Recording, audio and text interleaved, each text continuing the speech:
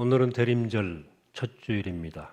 대림절은 예수님 오심을 기억하고 기다리는 절기입니다. 우리 믿는 사람들은 예수님을 세 가지 방식으로 기다립니다. 첫째는 예수님의 탄생일, 생일을 기다립니다. 우리가 사랑하는 사람들을 생일을 축하하게 하는 것처럼 우리의 구원자이신 예수 그리스도의 생일을 기다리는 겁니다. 생일날을. 사실 예수님의 정확한 생일에 대해서는 정확한 기록이 없습니다. 이유가 있죠. 초대교인들에게는 예수님의 십자가와 죽음과 부활이 가장 중요했어요. 이 두 가지 사건을 중심으로 예수님의 이야기를 전해준 겁니다. 그러는 과정에서 예수님의 어느 날 태어났는지 아는 사람들이 다 돌아가시고 거기에 대한 정보가 사라져버린 거죠. 시간이 한참 지나서 고대 교회가 예수님의 탄생 날짜를 잡아야 할 필요가 생겼어요. 그때는 이미 정보를 전해줄 사람들이 없었어요. 그래 고대 교회가 그 주님의 생일을 정할 수밖에 없었어요. 생일을 정할 때 예수님의 그 삶을 가장 상징적으로 보여줄 수 있는 날이 언제일까를 연구한 겁니다. 연구한 결과 밤이 가장 길어졌다가 짧아지기 시작하는 그 동짓달 다음 날쯤으로 정하는 게 좋겠다 하는 생각을 누가 했어요. 이유는 예수님께서 빛으로 오시는 분이기 때문에 한 거죠. 그래서 태양력으로 12월 25일을 예수님의 탄생일로 고대교회가 정한 거예요. 그리고 그 탄생일 이전에 4주간을 교회력이 어드번트 대림절이라고 정했습니다. 그래서 예수님을 묵상하자 이렇게 정했어요. 하나님께서 육신을 입고 우리 가운데 오신 그날을 기다리는 거죠. 그 십자가의 주님, 부활의 주님을 기다리는 거죠. 둘째는 우린 다시 오실 예수님을 그리스도를 기다립니다. 육신을 입고 우리 가운데 오셨던 하나님의 아들이 부활하신 후에 그분의 자리로 돌아가셨어요. 승천. 그분은 정하신 때에 다시 오셔서 모든 인류의 오염과 타락과 훼손으로부터 하나님의 피조 세계와 우리 인간들을 정화시키실 거예요. 그때가 되면 모든 믿는 사람들은 예수 그리스도의 부활에 참여할 것이고 그리고 새하늘 새 땅에서 영원한 생명을 누리게 될 것입니다. 그래서 이 대림절에 우리는 주님께서 다시 오셔서 새하늘 새 땅을 이루실 것을 기대하며 기다린 것입니다.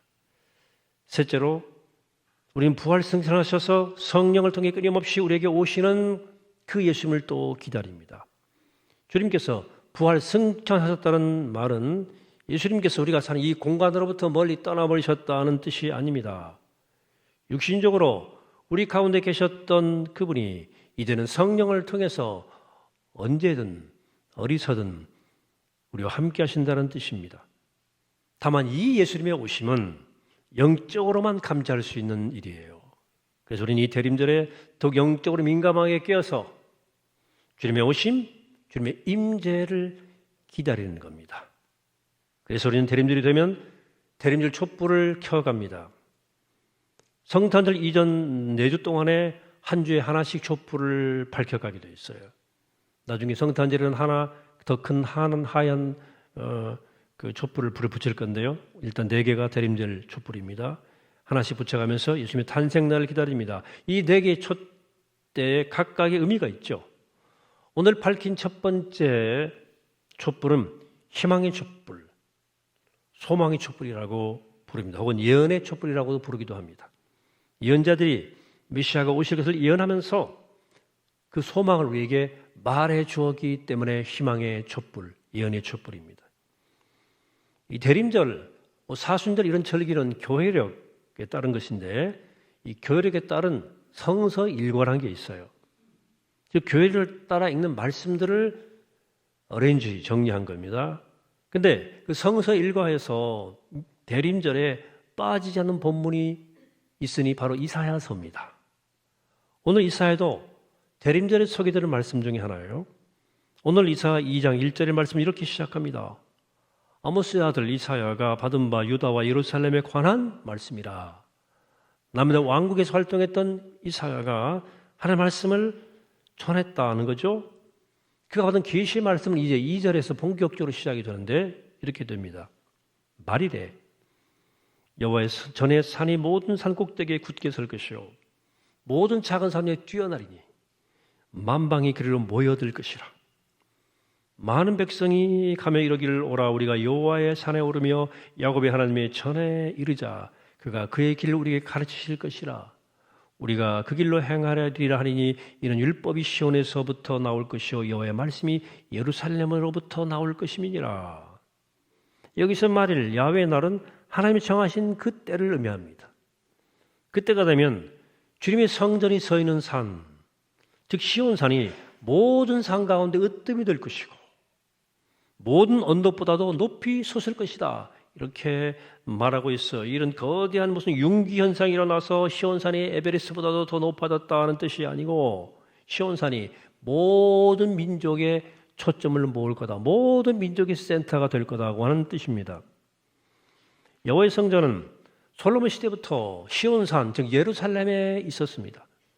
시온 성전은 이스라엘 부족만의 신이 아니라 그런 성전이 아니라 온 우주의 창조주요 모든 민족의 영원하신 왕이신 하나님이 당신의 이름을 두기로 약속하신 곳이었어요. 그곳에서 하나님의 길을 배울 수 있도록 하나님은 모세를 통해 율법을 주셨습니다. 율법에는 복될 삶에 이르는 생명의 길이 제시되어 있어요. 먼저는 제사장 나라인 이스라엘에게 그리고 그들을 통하여 모든 민족에게 그 생명의 길이 전해지기 위해서 그렇게 된 거죠.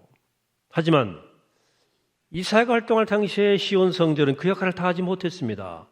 그들이 그 기득권을 누리고 타락해 가면서 그 종교 권력자들이 생기고 그들이 성전에 진치고 앉아서 그들이 탐욕이 담긴 전통을 가르치면서 하나님의 생명의 길을 혼잡하게 만들었습니다. 그로 인해서 시온 성전은 당시 다른 민족이 세워놓았던 신전들과 다름없는 우상 숭배 현장이 되어버렸고 시온산은 온 우주의 중심이 아니라 이스라엘 민족만의 자기들만의 텃밭이 되고 만 거죠. 그래서 오늘 본문에 이어지는 말씀들을 계속 아까 읽어가다 보면 당시 유다와 예루살렘의 영적 도덕적 상황에 대한 묘사가 나와 있습니다. 유다와 예루살렘의 동방의 풍속, 즉 미신이 가득했다는 거예요. 우상 숭배가 가득했다는 거예요. 시온산에서는 창조주 하나님을 섬기는 동시에 높은 산과 골짜기마다 우상 신당을 지어놓고 거기서 우상 숭배했다고 고발합니다. 그 영적 타락은 주 이유가 물질적 풍요의 결과였다는 거예요.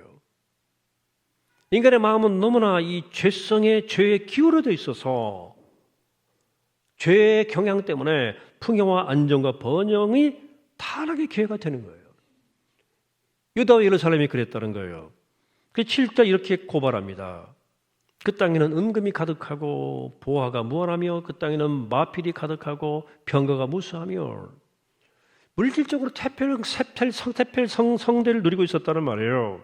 그런데 그것이 그들의 영혼을 병들게 했고 도덕적으로 부패하게 만들었다. 그래서 이사야는 결국 이렇게 오늘 9절 마지막 절에서 고발합니다. 같이 읽어보시죠. 시작. 천한 자도 절하며 귀한 자도 굴복하오니 그들을 용서하지 마옵소서. 용서하지 말래요. 보통 일반 사람들은 물질적인 상황만 보고 모든 게 잘 되고 있다 이렇게 생각했지만 이사야는 그들이 지금 영적으로 심각한 위기 상황이라고 진단한 거죠. 겉으로는 잘 되는 것 같은데 유다 백성의 정신은 혼미해졌고 영적 상대 우상 숭배에 빠져서 영혼이 혼미해졌고 도덕적으로 부패해버렸어요. 그들의 정리와 삶은 천박해지고 비굴해졌다 이렇게 말합니다. 하나님 부르신 제사장 백성으로서의 품격도 고상함도 거룩함도 순결함도 다 옛 얘기가 돼버렸어요. 그래서 너희들 잘 되는 것 같냐? 이러다가 너희들은 하나님의 심판 받을 수밖에 없다고 경고합니다. 그가 그런 눈의 현실을 볼 수 있었던 이유는 하나님의 계시를 통해서 하나님께서 이스라엘 시온 성전을 통해서 어떤 일을 하려 하시는지를 잘 알았기 때문이에요. 하나님께서 떨치고 일어나실 때 시온 성전은 회복이 될 것이고 그 성이 성전의 기능이 회복되면 모든 민족이 하나님의 생명의 길을 배우려고 시온 산으로 몰려들 거라는 비전을 보고 있는 거죠. 그들이 하나님의 길을 배우고 행하게 되면 세상에는 진정한 평화가 올 것이라고 그는 또 소개하고 있습니다. 그 미래에 대해 이렇게 이사야는 우리에게 말해주고 있죠. 4절이죠. 그러니까 열방 사이에 판단하시며 많은 백성을 판결하시니 무리가 그들의 칼을 쳐서 보습을 만들고 그들의 창을 쳐서 낫을 만들 것이며 이 나라와 저 나라가 다시는 칼을 들고 서로 치지 아니하며 다시는 전쟁을 연습하지 아니하리라. 우리가 가슴 떨리게 익숙한 말씀 아니겠습니까? 우리 같은 분단 국가를 사는 사람들 이런 말씀이 너무나 마음이 설레지 않습니까? 저는 미국의 트럼프 차기 대통령이 가지는 거의 유일한 기대가 있어요. 그것은 그가 비즈니스맨이니까 남북한 문제를 이념 문제로 보지 말고 비즈니스 관점으로 봤으면 좋겠다는 바람이 있어요. 북한 정권이 핵을 팔아서 평화를 사도록 유도했으면 좋겠어요. 물론 쉽지 않은 일일 거예요. 그러나 남과 북이 사용하고 있는 이 어마어마한 군비를 자신들의 백성들을 위해서 쓰면 얼마나 좋겠습니까? 여러분 지금 우리 사회 여러 가지 면에서 위기라 그러는데 특히 젊은이들이 미래가 불확실하지 않습니까? 이 땅에 평화가 만약 온다면 혹시 그 문제 해결할 수 있지 않을까 하는 기대를 해보는 거죠. 요즘 남북 간에 삐라, 오물, 풍선, 말폭탄 오가는 걸 보면 평화는 언제 오나 안타깝기 그지없고 오죽했으면 제가 트럼프에게 기대를 다 걸겠습니까? 당시 유대 백성들도 주변 강대국으로부터 지속적 위협과 침략을 당하면서 이렇게 평화가 오기를 간절히 갈망한 거예요. 가지고 있던 칼과 창을 내놓고 쉬는 평화는 평화가 아니에요. 그건 휴전이라고 말하죠. 그 상태에서는 언제든지 마음만 바뀌면 다시 칼을 들고 창을 들고 전쟁할 수 있기 때문에 칼을 녹여서 삽을 만들고 창을 녹여서 낫을 만드는 그런 항구적 평화가 일어나기를 소망했던 거예요. 그럴 때 비로소 지속 가능한 평화가 이루어지는 것이죠. 근데 그것은 사람들끼리 협상을 잘해서 이루어질 수 있는 것은 아니다는 것이 이사야의 생각입니다. 우리 사람들의 마음에 자리 잡고 있는 죄성이 치유되어야 가능한 일이라 이사야는 본 거죠. 이런 상황에서 이사야는 하나님으로부터 계시의 말씀을 받아서 이 말씀 오늘 전하는 거예요. 하나님이 정하신 때가 되면 하나님이 직접 떨치고 일어나서 시온 성들의 모든 오염과 타락을 심판하실 것이고 이 성전이 재기능하도록 회복시키실 것이라는 뜻이에요. 그렇게 되면 이스라엘 백성만이 아니라 온 세상의 온 백성들이 시온 성전으로 몰려와서 하나님의 길을 배우게 될 것이며 그때야 인간이 죄성은 온전히 치유받을 것이고 그때야 비로소 이 땅에 온전한 평화가 임할 것이라고 예언하는 거예요. 유다 백성 중에서 이 예언을 들은 사람들 가운데 많은 사람들은 이 계시의 말씀을 귓등으로 듣지 않았어요. 모든 게 잘 되고 있는데 무슨 쓸데없는 말이냐 하고 말씀 무시하는 사람들도 있었고 어떤 사람들은 괜히 너 분위기 망치는데 사회에 선동하느냐 비난하고 박해하기도 했고요. 그렇지만 또 한편 그 말씀을 받아들이고 그날이 오기를 기다리며 기도하는 사람들도 있었습니다. 그런데 그날이 야훼 날이 올 듯 오지 않는 거예요. 그때가 오는가 싶은 일들이 가끔 일어나기도 했거든요. 요시야 같은 임금이 일어나서 대대적인 종교 개혁을 하기도 하고 탁월한 예언자가 나타나서 백성들을 사로잡기도 하고 훌륭한 대제사장이 일어나서 성전 부패를 개혁하기도 했어요. 천박해지고 비굴해진 이 백성의 정신과 도덕을 갱신하기 위해서 힘을 썼어요. 그럴 때마다 신실한 유대인들은 이사야 선지자가 예언한 그날이 오는 것 아닌가 기대했지만 그 기대감은 거듭거듭 무너졌습니다. 결국 그러다가 유다는 주전 587년경에 신흥 강대국 바벨론에게 멸망되고 맙니다. 이렇게 시대 사태가 되자 현재 이사야를 통해 주신 이 하나님의 계시를 믿었던 사람들에게 큰 혼란이 왔어요. 하나님께서 헛된 약속을 주실 리가 없을 것 같은데 기대가 완벽히 무너져 버리기 때문입니다. 그렇다면 이사야를 통해 주신 이 하나님의 예언은 어떻게 되는지 묻지 않을 수가 없었어요. 어떻게 시온산에 모든 민족이 몰려오는데 우리가 뭐에 망하냐?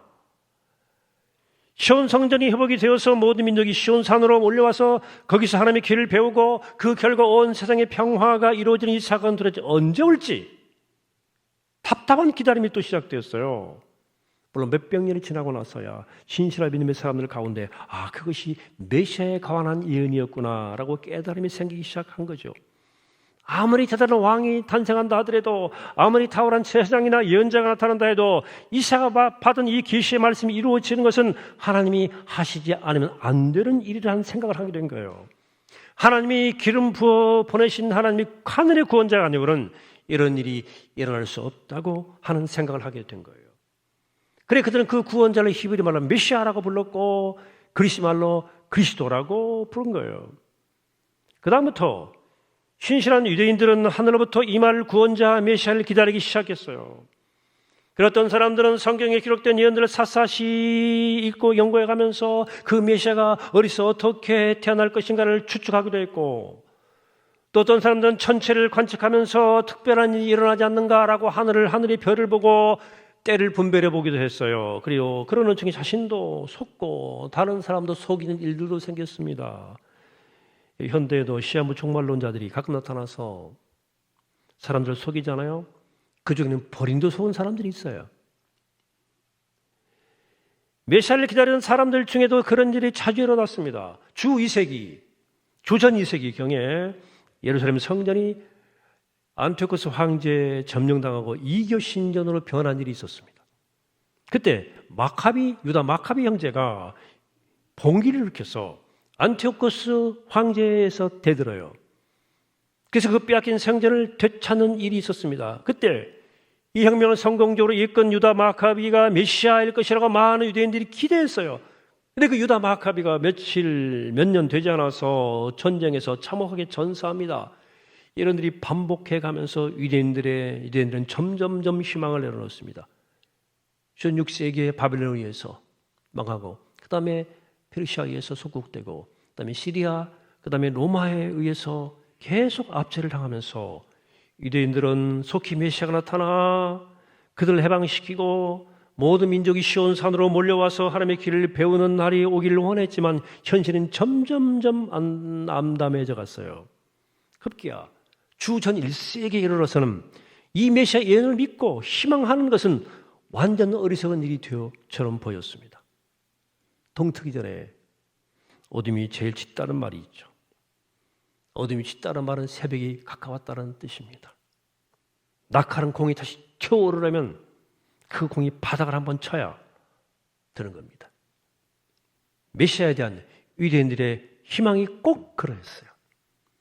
1세기쯤 유다가 로마의 식민지가 되고 로마 총독의 다스림 하에 들어갔을 때 메시아에 대한 희망을 완벽히 사라지기 시작했고 쪼그라들 대로 쪼그라들었습니다. 누가 감히 어마어마한 로마 제국을 상대해서 우리 민족을 구해낼 것인가? 생각하니 한심하기 짝이 없어요. 이 나라가 언제 분단이 끝나나 한심하기 짝이 없어요. 바로 그때 이스라엘 역사에서 한 번도 주목받지 못했던 작은 마을 베들레헴에서 짐승의 마국간에서 가느다란 작은 희망의 빛이 나오기 시작합니다. 당연히 그것이 무엇인가, 당시에는 그것이 무엇인가를 알지 못했는데 나중에 그것이 이사야가 700년전에 예언했던 그 약속의 말씀이 이루어지기 시작하는 출발점이라는 것을 나중에 알았죠. 우리가 성탄절에 부르는 오 베들레헴 작은 골로 잠들었느냐 하는 찬송이 있죠. 근데 그 찬송 영어 가사를 보면 우리말 번역이 곡조에 맞게 번역을 해서 의미를 좀 모살했다는 것을 알 수 있습니다. 원어 가사 이렇게 시작돼요. 한번 띄워보시죠.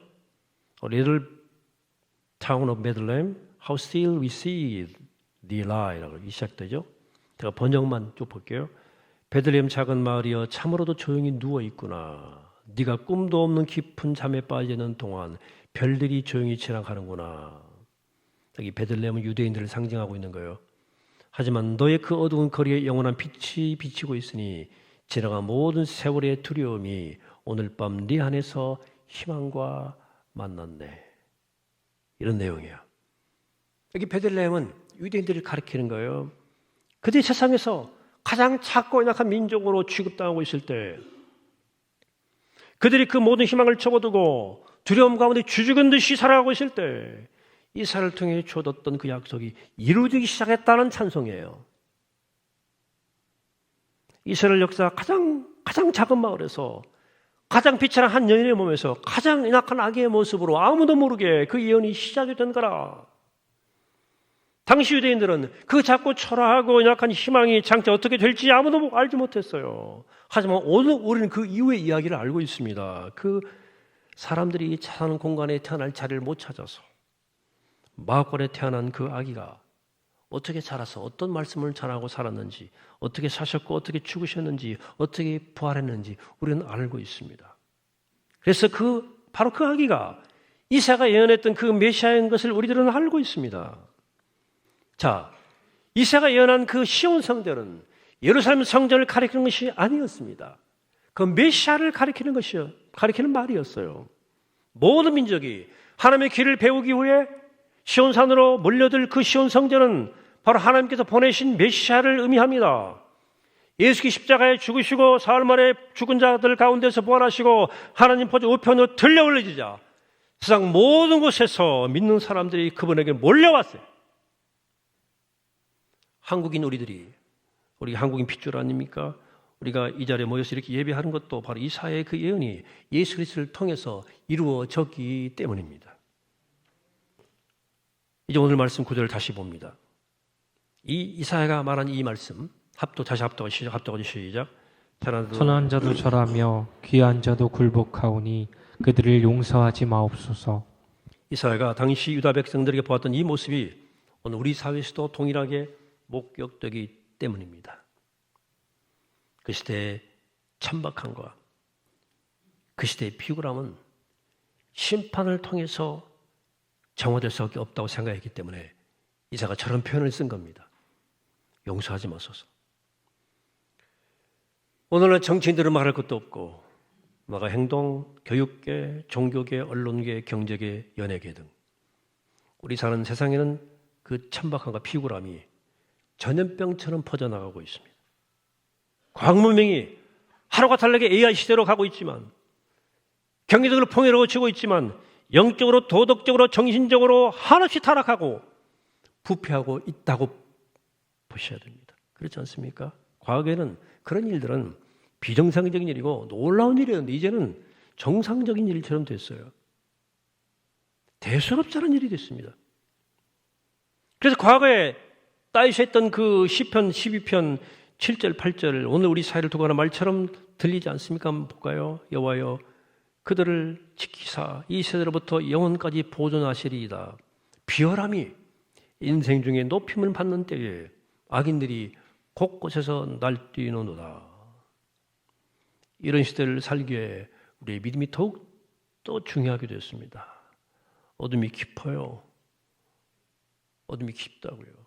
어둠이 깊을수록 더 절실하게 빛이 필요한 건 아니겠습니까? 홍수로 인해서 흙탕물이 넘칠 때 생수가 더 필요해지는 것 아니겠습니까? 마찬가지로 이렇게 천박하고 이렇게 비열하고 이렇게 비굴함이 높아지는 시대에 고결함과 거룩함과 순결함이 더 필요해졌어요. 테러와 전쟁이 심해져가는 이 때이기 때문에 어떻게 하면 평화가 올 수 있을까? 진실로 갈망할 수밖에 없는 거죠. 대림절을 맞으면서 우리가 더욱 주를 찾으며 희망의 촛불을 켜야 할 이유가 여기 있는 거예요. 이 대림절 마치 유대인들이 순례자들이 시온 성전을 찾아가는 것처럼 우리도 살아계신 성전이신 예수 그리스도를 찾아가야 되는 거예요. 그분에게서 생명의 길을 배우는 것이 이렇게 점점점 추해지고 비열해지는 비겁해지는 이 세상의 유일한 희망이라고 우린 믿기 때문에 그렇습니다. 주님 안에서 우리가 변화되어야만 참된 평화가 우리에게 오게 될 것이고 그 평화를 가지고 우린 이 세상을 평화롭게 할 수 있기 때문입니다. 바로 그것이 우리가 그리스도의 탄생일을 기다리며 축하하는 이유입니다. 우리가 진정한 평화를 얻으려면 예수 그리스도 안에서 새로워지는 길밖에는 없습니다. 시대의 풍조가 되어버린 이 비열함과 천박함과 비굴함에 물들지 않으려면 고결해지고 순결해지려면 거룩하게 원한다면 그 해답도 예수 그리스도에게 있는 거예요. 우리가 사는 이 시대, 이 세상의 평화가 자리 잡기 위해서는 모두가 예수 그리스도를 통해서 하나님의 길을 배우고 그 길 안에 머물러 살아야 되는 것입니다. 바로 오늘부터 시작된 이 대림절 기간 동안에 우리 모두 더욱더 주님을 소망하게 되기를 축복합니다. 희망의 촛불을 켜고 희망의 등불을 들고 2000년 전 이 땅 육신을 꼬셨던 주님께서 성령을 통해서 우리 각자의 삶에 더 깊이 들어오실 수 있도록 기도하시고 소망하시기를 축복합니다. 그래서 그리스도의 복음 안에서 세상이 줄 수 없는 평화를 맛보고 그 평화를 전하며 사는 우리 모두가 되기를 이 시간 주의 이름으로 간절히 축원합니다. 기도하겠습니다. 거룩하신 하나님, 그 천박함과 비아람과 비굴함이 이 시대의 풍조가 되어버린 이 시대에 물들지 않고 우리가 더욱더 거룩하고 또 고결하고 또 순결하기 위해서 그리스도를 소망합니다. 이 평화 없는 시대에 우리가 평화를 배우고 평화를 나누며 평화를 경험하기 위해서 그리스도 앞에 무릎을 꿇고 소망의 촛불을 켭니다. 하나님, 희망의 촛불을 켜고 2000년 전 우리 가운데 오셨던 주님의 능력과 생명과 은혜와 자비와 평화를 성령을 통해서 우리 각자의 삶에 더욱더 깊이 모실 수 있도록 우리 모두를 축복해 주시옵시고 왕이신 예수여 우리 가운데 오시옵소서. 감사드리옵고 예수 그리스도 이름으로 기도합니다. 아멘.